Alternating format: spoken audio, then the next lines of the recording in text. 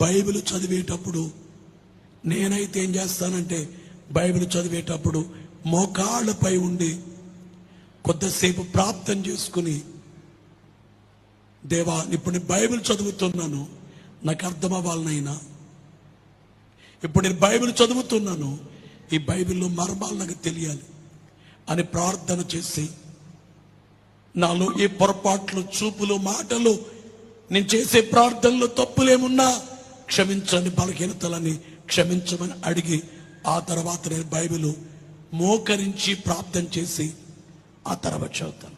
చాలా పర్యాయాలు మోకాళ్ళ మీదే చదువుతాను బైబిల్.